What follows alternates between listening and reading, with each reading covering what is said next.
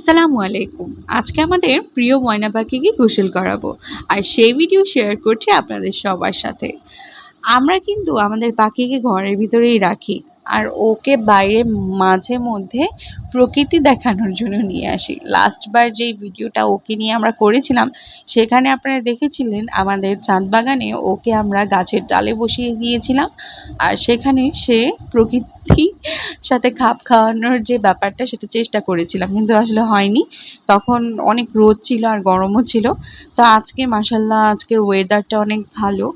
তো ওকে এখানে বসিয়ে দিলাম একটা বোলের মধ্যে। আজকে জাস্ট ওকে একটু পানিতে আমরা ওর বডিটাকে ক্লিন করব, জাস্ট এতটুকুই, আর কোনো কিছুই না। আমরা চেষ্টা করছি আমাদের এই বেবি ময়না পাখিটা আস্তে আস্তে তার নিজের কাজগুলো নিজে শিখে নিক।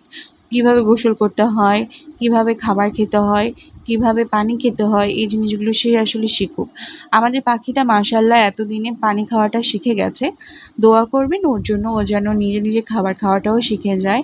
ওকে আসলে আমি তো দেখিয়েছিলাম লাস্ট ভিডিওতে কিভাবে আমি আসলে ওকে খাবার খাওয়াই।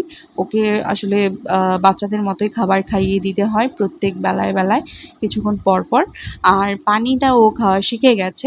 আর এখন মাশাআল্লাহ গোসল করাটাও শিখছে। আজকে ওকে এখানে ট্রেনিং দেওয়া হচ্ছে যে কীভাবে গোসল করতে হবে তোমাকে।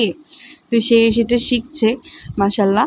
আর আরেকটা ব্যাপার হচ্ছে, আমাদের এই পাখিটা প্রথম যখন আমাদের বাসায় নিয়ে আসি তখন সে অনেক বেশি চেঁচামেচি করতো। এখন আস্তে আস্তে অনেক সাইলেন্ট হয়ে গেছে, কারণ সে দেখেছে যে সে যেই বাসায় এসেছে সেই বাসায় সবাই আসলে অনেক চুপচাপ থাকে, বেশি কথা বলে না, যার কারণে আসলে তার নেচারটা ওরকম আস্তে হয়েছে। আস্তে ওকে ট্রাই করছি ও যাতে আস্তে আস্তে কথা বলা শিখিয়ে ফেলে। জানি না কবে ও শিখবে, ওর কথা বলা কবে শুরু হবে। ও যখন কথা বলা শিখবে বা শুরু করবে ইনশাল্লাহ আপনাদের সাথে শেয়ার করব। আমার পাখিটার জন্য সবার কাছে আমি দোয়া চাচ্ছি। আপনারা সবাই আমার পাখিটার জন্য দোয়া করবেন এবং আমার জন্য, সবার জন্য অনেক শুভকামনা। আল্লাহ হাফেজ।